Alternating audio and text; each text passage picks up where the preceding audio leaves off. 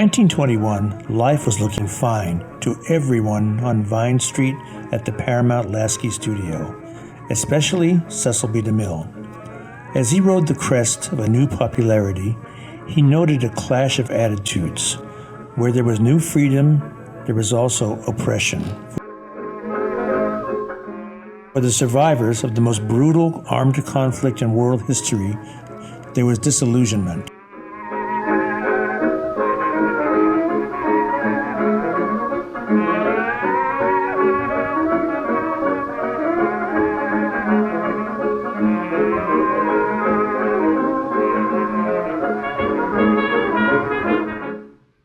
The new toys included mahjong, crossword puzzles, flagpole sitting, and bathing beauty contests. The length of a bathing suit was monitored and enforced. But not everything could be monitored.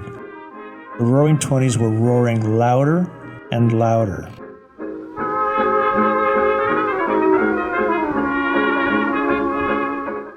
In the midst of this noise, Cecil B. DeMille turned 40. He could make films that reflected the times, or he could anticipate new trends. He began by updating an earlier success. Forbidden Fruit had Agnes Ayres as the seamstress who pretends to be a socialite, and it featured a Cinderella flashback sequence with exotic costumes designed by the celebrated Natasha Rambova. While Cecil was filming Forbidden Fruit in the summer of 1920, a new film popularized a concept that was already taking hold, the free-spirited young woman known as the Flapper. Olive Thomas personified this new entity. She was married to movie star Jack Pickford, whose sister, Mary Pickford, had become the most powerful woman in Hollywood. She was talented, industrious, brilliant, and disciplined. Jack Pickford was self-indulgent and self-destructive. He and Olive Thomas went to Europe in early September in an attempt to save their marriage. After a night in the dives of Paris, their trip took a tragic turn.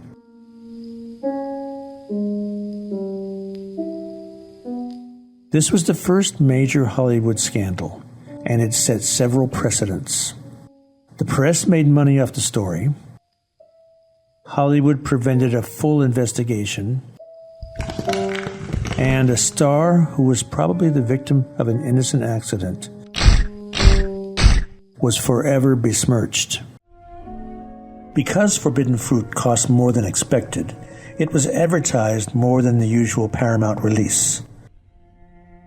Hyperbole was Hollywood's middle name, but Cecil's films had been consistently and conspicuously profitable.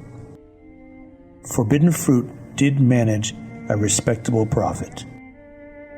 Cecil's next film told the story of a young poet who falls for a foolish French singer while ignoring the saloon gal who really loves him. When her jealous prank blinds him, she nurses him back to health.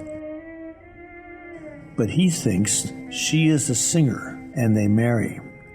When he regains his sight, he realizes her deception, and he angrily leaves her.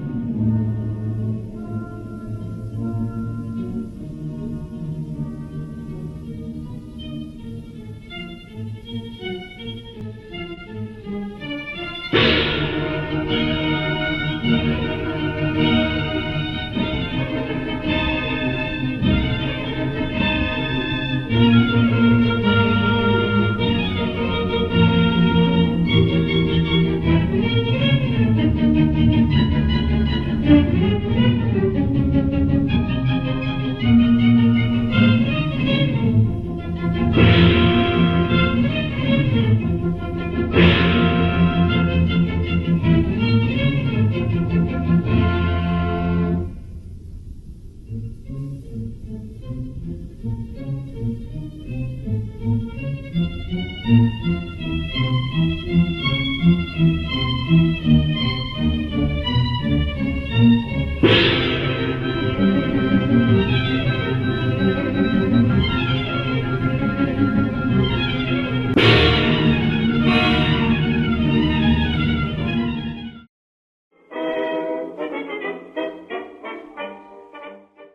poet finds his lady love in the court of a Siamese prince.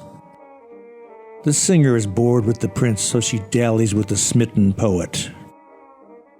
The poet is outraged when the prince is about to sacrifice a lamb in a religious ritual.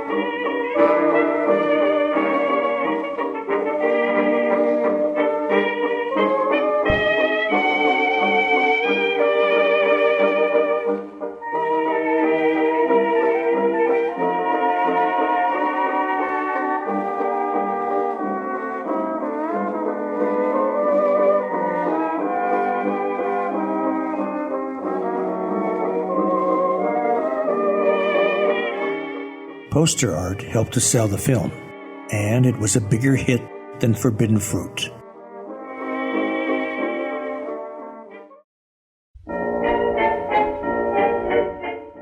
Motion pictures had become America's 10th largest industry.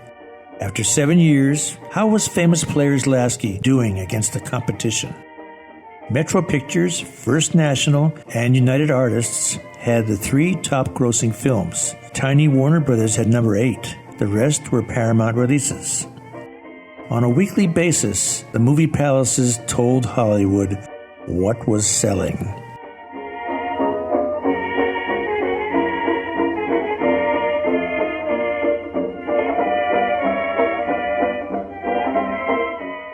Cecil had not 1, but 3 entries in the 1921 honor roll.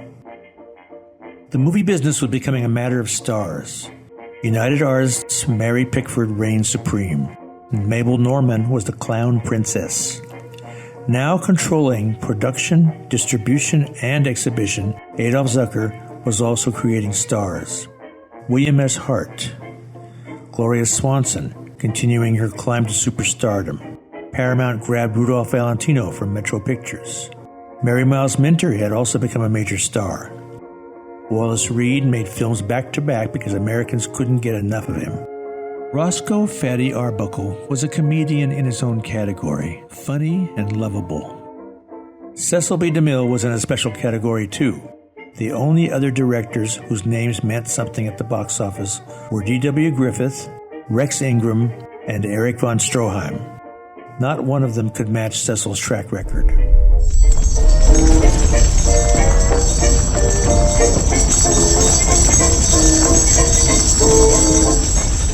One-third of all cinema grosses were coming to Paramount, and he was in great part responsible. Even so, Zucker was reluctant to renew Cecil's contract on his terms, complaining that Cecil was overspending. Yet Cecil was cost-conscious, especially compared to Universal's Stroheim, whose foolish wives had been immense and immensely expensive. Jesse Lasky interceded, and Cecil got a fair contract. But battle lines had been drawn.